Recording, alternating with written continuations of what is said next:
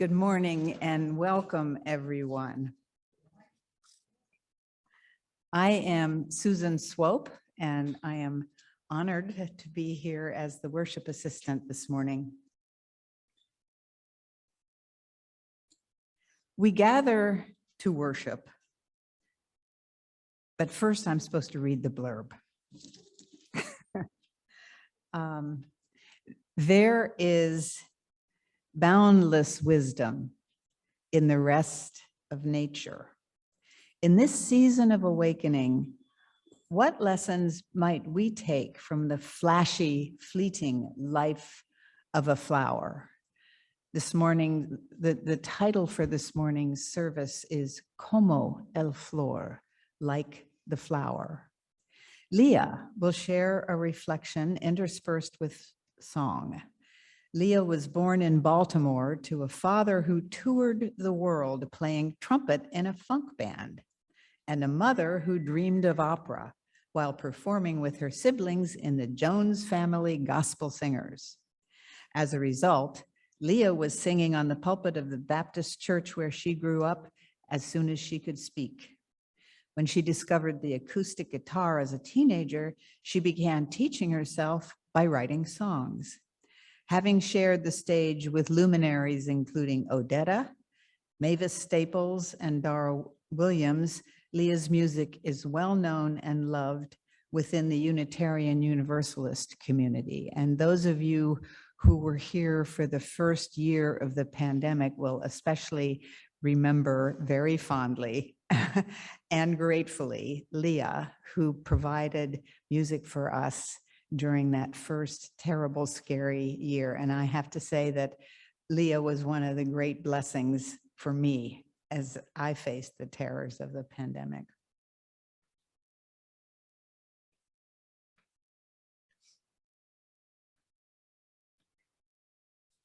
We gather to worship, our hearts alive with hope that here we will be truly seen, that here we will be welcomed into the garden of this community, where the simple and the elegant, the fluted and frilled, the shy and the dramatic complement one another and are treasured. May we know that here each contributes in their way to the beauty of the whole. Come, let us worship together, all genders, sexualities, politics, clappers and non-clappers, progressive or conservative. May we root ourselves in the values of this faith: compassion and courage, transcendence, justice, and transformation.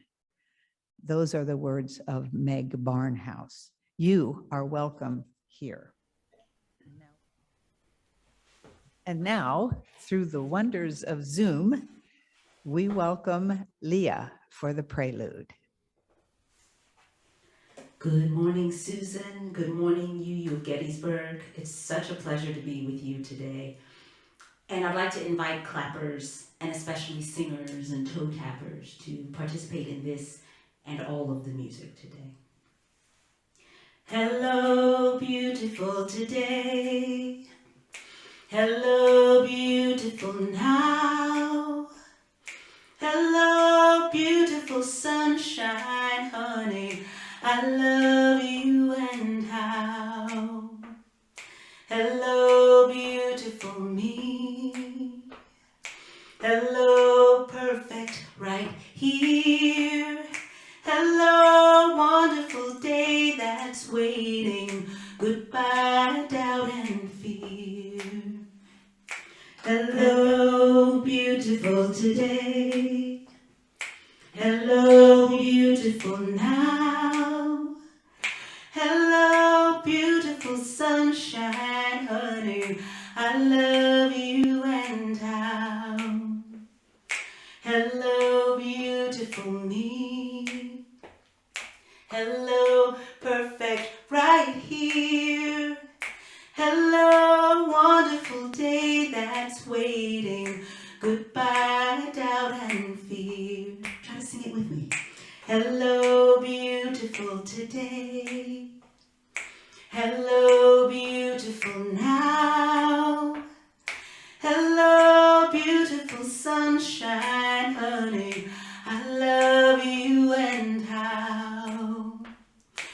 Hello, beautiful me. Hello, perfect right here. Hello, wonderful day that's waiting. Goodbye, doubt and fear. Hello, let the sun shine down. Hello, let the sun shine in. Hello, go out and get you some of that sun. Let it on your skin.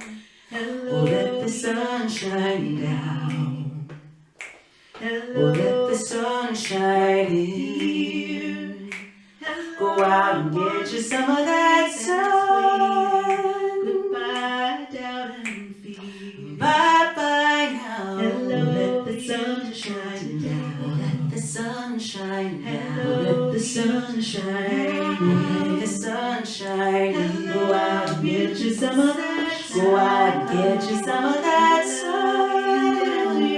I will.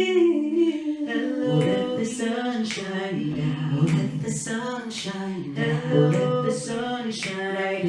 Let the sun shine. Go out and get you some of that. Go out and get you some of that sun. Bye bye now. Hello, beautiful today.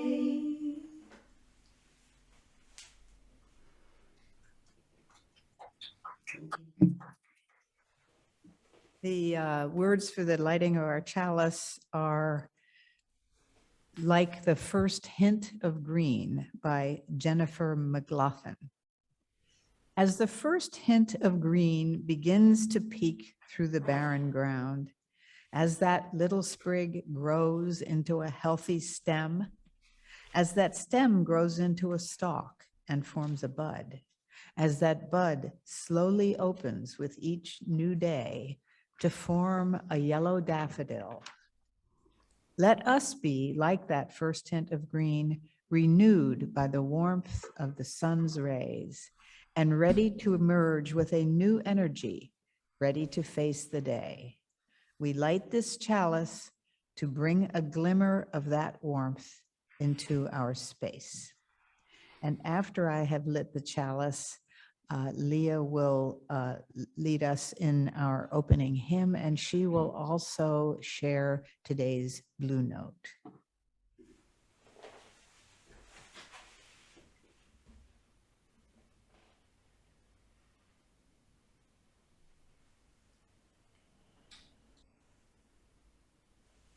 This song is a call and response with a bit of a refrain.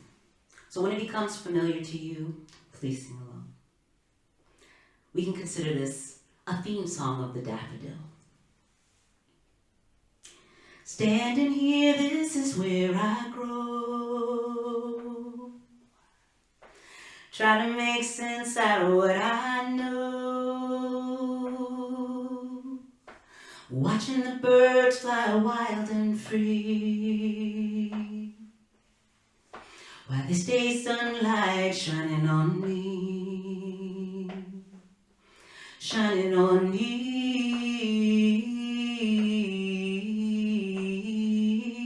shining on me.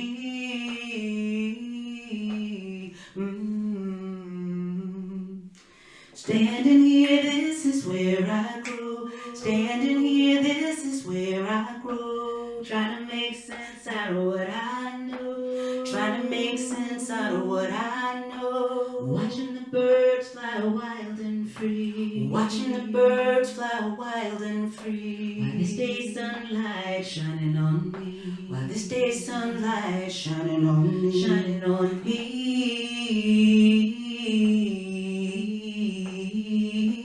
Shining on me. Once again. Standing here, this is where I grow. Standing here, this is where I grow. Trying to make sense out of what I know. Trying to make sense out of what I know. Watching the birds fly wild and free. Watching the birds fly wild and free. While this day's sunlight shining on me. While this day's sunlight shining on me. Shining on me.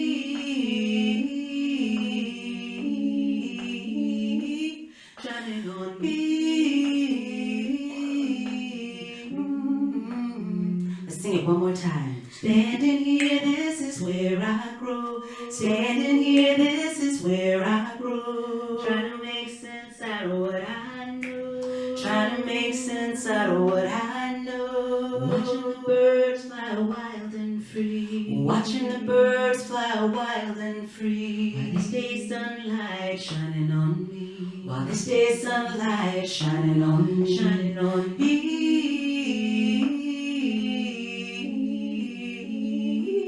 Shining on me.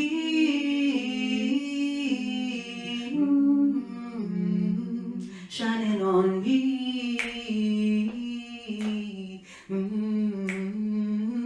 Shining on me.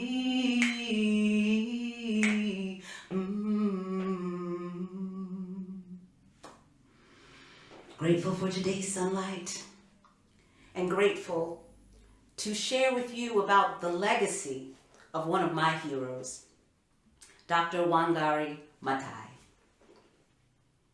And hopefully you can see the image of Dr. Maathai now, and you can see what a beautiful, illumined person she was. I like to think of Dr. Maathai as having been a Lorax of sorts. Like the Lorax, this brilliant woman spoke for the trees. She not only spoke for the trees, but she lived her life in dedication to the trees. And not only to the trees, but to the women of her native Kenya. And she worked tirelessly on behalf of the trees and of the women of Kenya and for the women of the world. A key fact to remember about Dr. Wangari Maathai is that she was the first African woman to be awarded the Nobel Peace Prize, the first to be recognized for her work in making a massive change in our global experience. She could also be considered a mother of the ecofeminist movement. Dr. Maathai was born in April of 1940, and she began her studies in the United States, but received her PhD from the University of Nairobi. In 1977, the year before I was born, she founded the Green Belt Movement, which was an organization that focused on the environmental conservation of the trees and the natural foliage of Kenya, specifically in its early stages, and also on women's rights and empowerment. Now, those might seem like two disparate things, but Dr. Wangari Maathai's vision saw them as very much incorporated. She's widely recognized for having converted the Kenyan ecological debate into massive action for reforestation. And as you know, reforestation anywhere is an affirmation and a support to life everywhere. Dr. Maathai was an elected member of the Parliament of Kenya and served as Assistant Minister for Environment and Natural Resources. She was the author of several books and an honorary counselor for the World Future Council. She was an academic, an activist, a brilliant humanitarian who dedicated her life to restructuring her nation's approach to ecology, development, gender, culture, and religion. Dr. Maathai passed away in 2011, but her legacy continues to impact Kenya, the African continent, and our world as a collective. I am so grateful for her life, her legacy, and her work. Thank you to Dr. Wangari Maathai. There's a lot of motion and commotion, joyful, much of it in the spring, and a lot of tension and uncertainty ongoing in our world. Let's just take this brief moment to relax. We don't have anywhere else to be right now. And if we're at home or if we're in the sanctuary together, let's just take this moment to cultivate some peace within our physical bodies. If you're able, focus on your feet, your ankles, your calves. Bless them and thank them. Your knees, your thighs, your hips. Send them a message of appreciation and love. Just in this moment, appreciating our bodies being in the spaces where we are. And letting that appreciation extend to our torso, where most of our vital organs are housed. Through our arms, down into our hands that do so much of our work. Blessing our spines, and sending that blessing into our faces, and into our brain, which regulates the work of the rest of our body. With a moment of gratitude, appreciation, recognition, relaxation. Thank you, body. Well done. Every day, thank you. Even when it's not easy, the work that we're doing together. And even when it's not easy within this system, I appreciate you. As my way to interact with the rest of this amazing, beautiful world. And for a moment, imagine that you have a seed in the palm of your hand. And it's not a tomato seed today, and it's not a rose seed. It's a seed of a possibility, a seed of potential, either for yourself, for your community, for your home, for your nation, for another nation, for the world. This is a seed that right now is maybe only an idea. It is just a potential, a possibility, but it can be cultivated in the fertile soil of your faith and converted into action, brought into reality, into fruition. And so bless this seed, even now, before it becomes a thing that you can admire in the physical world. Bless your seed.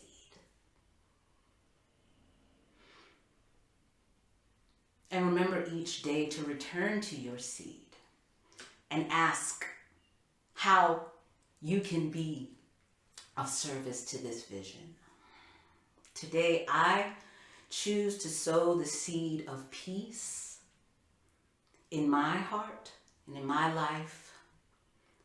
I choose to believe in the seed of peace as a possibility for every individual with whom I share this planet. And I know that peace in each individual heart is what makes it possible for there to be peace in each home. Peace in our schools. Peace in all of our communities and institutions. Peace in all of our nations. Peace among the human family, within our family, and as that extends into our global family. I know that this is a real, true, and possible thing, and I'm grateful for whatever work I can do to make it so.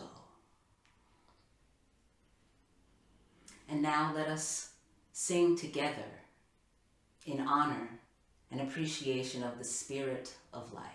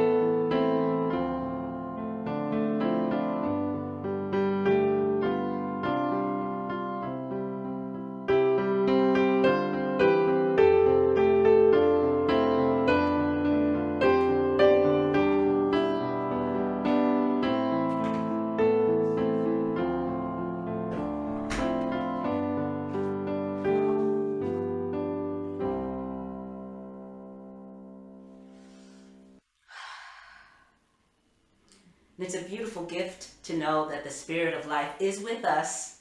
We've invited it in, and we're just acknowledging that it is with us this day and at all times. I would like to acknowledge Susan Swope for bringing me into relationship with your congregation. Thank you so much, Susan. It's wonderful to be sharing this experience with you today. Hey, Shirley. And I want to thank Shannon and Jason Resch for your hospitality as well, for your guidance and assistance in co-creating this time together today. And I want to ask everyone gathered, maybe a show of hands. We probably don't want to get started talking about it because then we will just be off onto another tangent. But just a show of hands, how many people are already working in their gardens? You've already had your hands in the dirt. You've already planted your seeds or your seedlings. Or maybe you've just walked past someone else's home or driven past a place where you've seen some daffodils popping up. Anybody got any relationship with the garden going on already this year? It's pretty, we're smoothly into spring by now, and I guess that the answer for most of us is yes in some way. At this house, where I am, my partner is the plant man. We've got all of the windowsills full of seedlings, starting from scratch. Little tomatoes and little chilies, and actually they're quite sizable. I should have brought one to show you. And you know what can come of a seed, but it's kind of a remarkable thing. Every time again, when we make a little space in the dirt and we put the little seed in there, cover it up, remember to water it consistently, sit it in the sun, and that's kind of it. There's the weeding and the tending and the waiting. But that's mind-blowing, isn't it? And there was talk of a baby shower, did I understand correctly? That gestational period, that magical thing that nature does, that spirit of life is renewing itself over and over within and around us all the time. So that's what I want to talk about. Since we've got our hands in the dirt, some of us, not me, my partner, but since some of us have our hands in the dirt at this time, and some of us are anticipating, watching for growth, I'm definitely watching and admiring and amazed over and again. Let's talk about this. Let's talk about this life thing, specifically in the life of a flower. Como es Flor is a song by a young Texarkana musician who is no longer with us, but was her biggest hit, Como es Flor, like the flower. I want to pick apart a little bit the life of a flower and see if there's anything in there for us. The metaphors that I share won't be new to you, but maybe they'll be fun. Maybe they'll be something that reminds you of a joy that you've already planted within yourself, and it gives you an opportunity for it to bloom afresh for you. And we want to remember, this is something that has come to my attention again, that what we're doing here is inventing meaning. I've heard people say that human beings are meaning-making machines. But it's kind of true that we tell ourselves stories to make sense of the world around us, right? How old are our myths? How old is our worship of the sun? And so I acknowledge that everything we talk about today and the ways we look at the flowers are not based on fact. They're based on reverie. They're based on curiosity. We want to understand what nature is. We want to understand what a flower is, because that helps us to understand a little bit better what we are. This is a song that was written with Carl Karush. We sing with me if the lyrics become familiar to you. We are here to be lifted in love. Look at the sky, it tells us.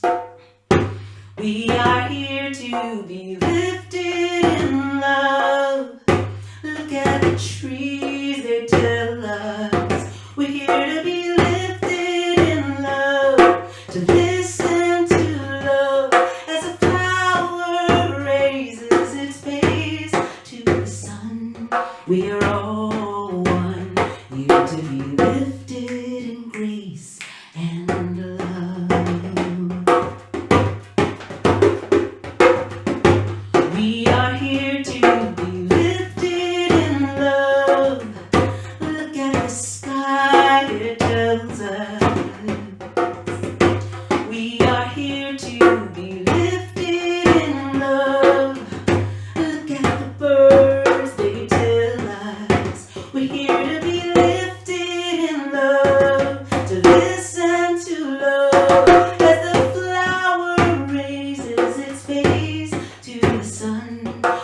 all one, here to be lifted in grace and love. Right, clappers? We are here to be lifted in love.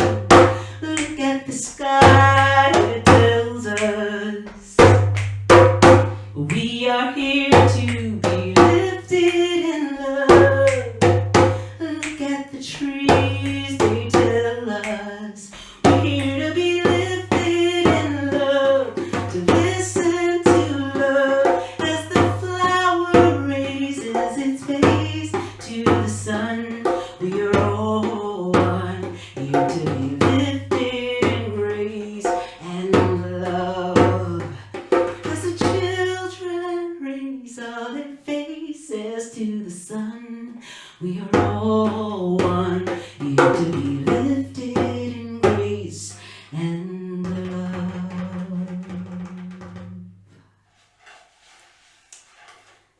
And so, as I often do, I conferred with some of the wisest people I know in preparing this talk.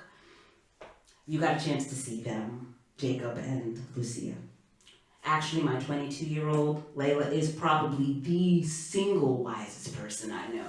But for this occasion, I asked Lucia and Jake to tell me what they perceive as similarities between human beings and flowers. Lucy is 6, and her answer was, well, we both grow. How sweet is that? And ideally, and of course she's still in that active process of physically growing, and hopefully, at best, each of us is still in that inner process of growing. I certainly notice every single day an opportunity to learn a new thing, to see in a broader way, to be me in a broader, brighter way. Jacob's answer came just as quickly. He is 12. And his answer was, they're not the same at all. Well, they're both kind of smelly. 12. They're both smelly. Thank you, Jacob, for the wisdom. But hold on to that. Hold that point. I'm going to tell a little story, just for fun.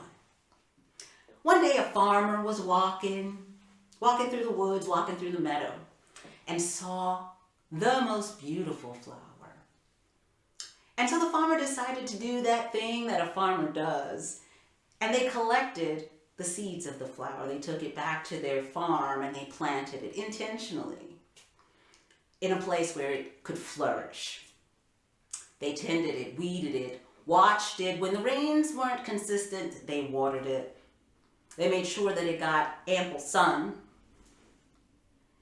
And the seed down in the ground, it did that thing that a seed does. It slept. Seeds are excellent slumberers. And just like us, in its slumber, I imagine it dreamt. It dreamed. It waited for that right moment when the dirt, which was doing that thing that the dirt does in protecting the seed, in warming it to just the right temperature, cocooning and nurturing that seed until the appointed time when the seed followed the impulse to discover more of itself. When it had this feeling, this intuition, I'm not just a seed. Hidden inside of me, there's more. There's something more than I could become. Not that it's going to be easy. It might hurt. I might have to stretch. I might have to change shape. I might lose the form that's familiar to me. But I feel that thing calling me, so I'm going to go. And the seed broke through the soil toward the sun. We do love that sunlight, don't we? That sun did that thing that the sun does for us and for the seeds of this earth. It shined. And it nourished, and sometimes it hid behind the clouds, the sun. And as the earth did the thing that it does, there was day and there was night. There was an opportunity for rest, some challenge, and then again an opportunity to stretch out into the sun. Cycle, perfect cycle, day and night. until finally that seed became an entirely different thing. It was a flower, almost. It was a blossom. It was a blossom. It was an almost flower, and it looked around at all the other plants and the animals and the things that were growing around it, and it asked, well, what am I really? What am I supposed to do here? What's my job? What's my work? And the answer actually was written into the RNA of the flower. Your whole job is to be who you are, is to do that thing that you do. And I believe in that message. That's the service that we remember that we can be to the world, is to show up fully as that thing that we are and do that thing that we do to the fullest. And sometimes it's going to get uncomfortable. There will be day and there will be night. And sometimes we'll be called to stretch beyond the form that's familiar. It takes a lot of bravery to stretch beyond the form that's familiar, but the world needs us to be willing. It needs us to be brave, not fearless. Fearless is leaving my vocabulary. It's not about being fearless, about recognizing that fear is real, honoring the fear, but not letting it dictate how we live. I think this is a perfect opportunity to remember. Another thing I'm very mindful about, and maybe you are too, is our language, the words that we choose to use. Whenever I'm able, I remember to speak of nature not as somewhere I'm going. I gotta go out into nature. Or nature as this distant cousin. Oh, I love when I get to see nature. But to remember that I am in nature and there is not a thing that can take me out of it. If I had to be on quarantine for a week, some of you know that experience. I did not leave nature during that time. I also didn't leave the house. But I was in nature. Nature is in me. It is what I am. I can't leave it. If I were to go to space, which I don't intend to do, I would still be in nature.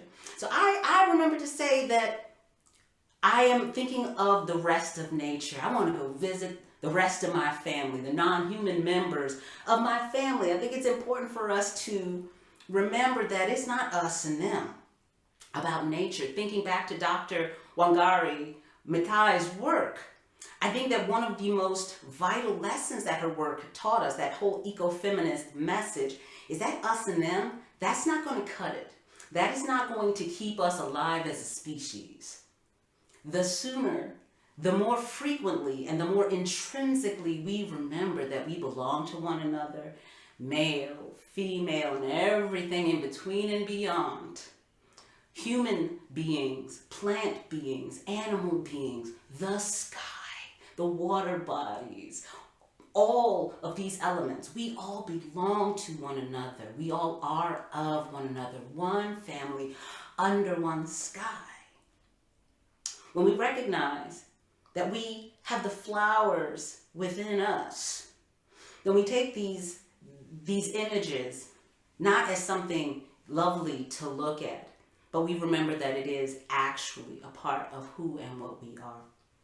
Khalil Gibran said, "Forget not that the earth delights to feel your bare feet, and the wind longs to play with your hair."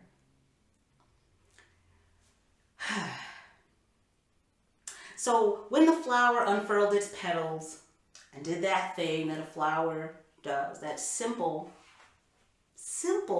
but immaculate and inexplicable thing that a flower does, it made it possible for the pollinators to do that thing that they do. And in so doing, it made it possible for the entire experience of the farm, of the field, of the meadows around to become unique and different simply by virtue of its presence and its fullness of itself.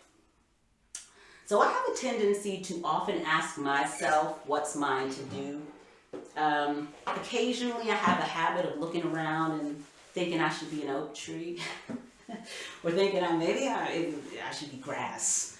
Maybe I should be doing what those folks are doing. Maybe what I'm doing isn't enough, isn't good enough.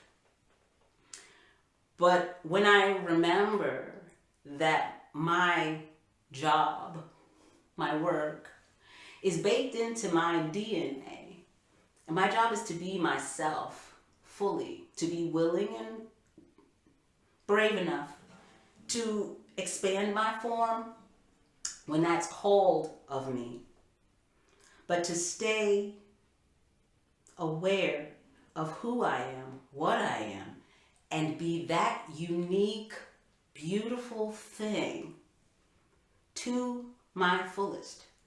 And know that in doing so, I'm blessing everyone around me with the permission to be that unique, beautiful flower that they are. When each of us does that, when each of us shows up fully as we are, we make space in the world for love to be what we are cultivating between one another, within ourselves, and for the rest of our family. Human and beyond.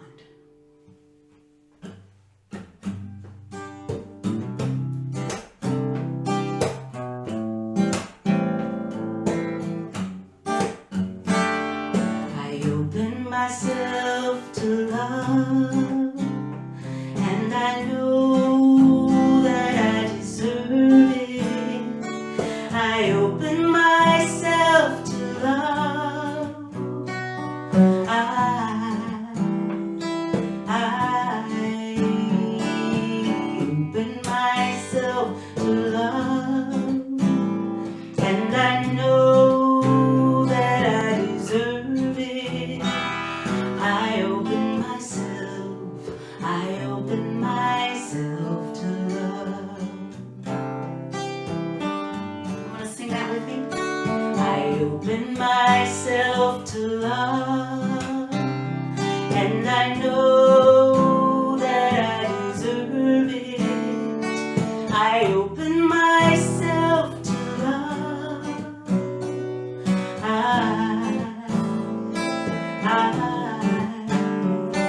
I open myself to love, and I know that I deserve it. I open myself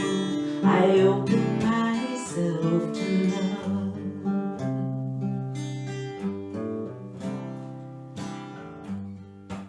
I love thinking of ideas as seeds. And I love remembering that a flower or each seed can only produce after its own kind. That when we plant tomatoes, we get tomato plants. When we plant roses, we get rose bushes. And so to be very intentional about what seeds we plant in our lives and in the world, in each of our relationships, very intentional with each of our seed moments, our seed actions, our seed choices. And I'm mindful to acknowledge, I'm often reminded, I should say, it is important for us to remember that each seed grows, blooms, withers in its appointed time. That nature, what did Lao Tzu say? Nature doesn't hurry, yet everything is accomplished. That we can trust the process of nature in its infinite wisdom, and we can trust the wisdom that is ours, that we can trust the actions that we are called to take when they are rooted in love. On a final note, I just want to echo what Jacob said, that we're not flowers. We're not flowers. He's entirely right about that. That this is just a metaphor, and maybe it doesn't work for you at all. Maybe there's something else in the rest of nature that calls to you. Or maybe you find your answers just within the joy of being a human being. It's all good.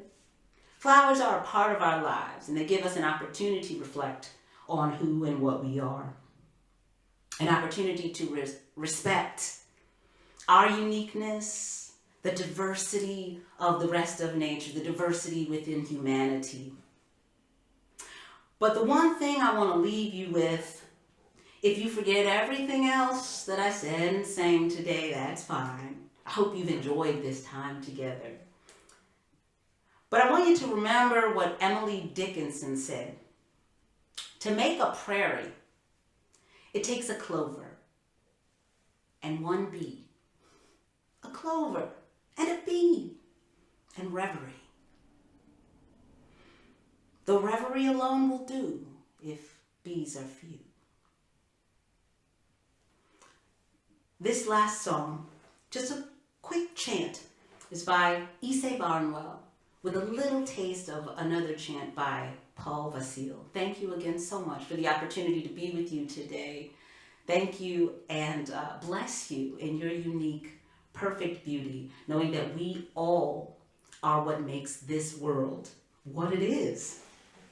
That each of us showing up as our full selves gives each of us permission to show up as our full selves. We are the ones we've been waiting for. We are the ones we've been waiting for. We are the ones we've been waiting for. We are the ones we've been waiting for. We are the ones. We are the ones waiting. We are the ones. We are the ones waiting. We are the ones. We are the ones we've been waiting. We are the ones. We are the ones we've been waiting. We are the ones we've been waiting for. We are the ones we've been waiting for. We are the ones we've been waiting. We are the ones we've been waiting. All we need is healing. All we need is healing. All we need is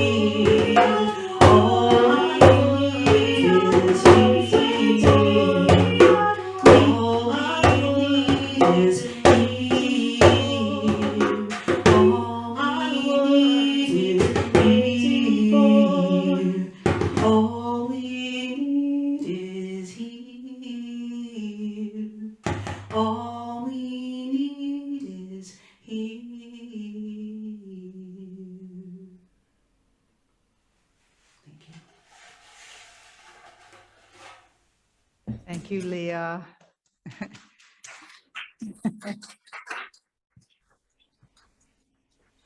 Thank you, Earth, for all the love you bestow on us each day. You awaken our souls to healing. You calm our broken hearts and give us a place to put our pain. You fill our hearts with hope with the dawn of the morning light. You bless us with gentleness as our ears are filled with songs of birds. In your presence, we feel divinely loved and full of gratitude deep in our hearts. And now, because we cannot possibly get enough of Leah's generous spirit and beautiful music, we've asked her to lead us in a closing hymn. And thank you each and all for your hospitality once again. I look forward to and hope to meet you soon. This song is one more brief call and response. So as I sing a line, please echo it back to me. Feet in the grass as the day turns to night. Wake with the sun, lean toward the light, listening to the music of life as everything makes a sound. Feet in the grass, feet in the grass, as the day turns to night. Wake with the sun, wake with the sun, lean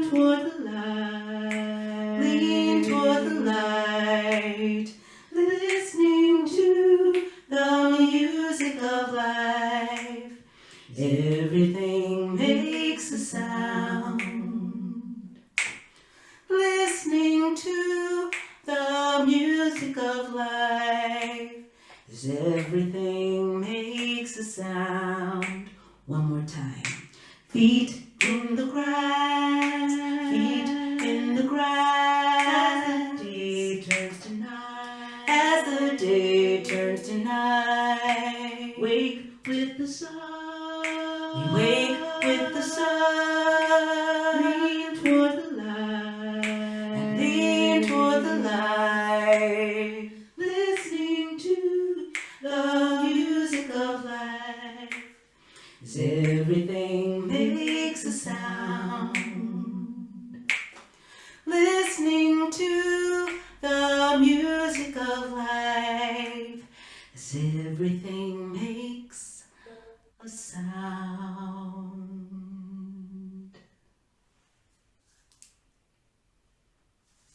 Thank you and bless you, Leah.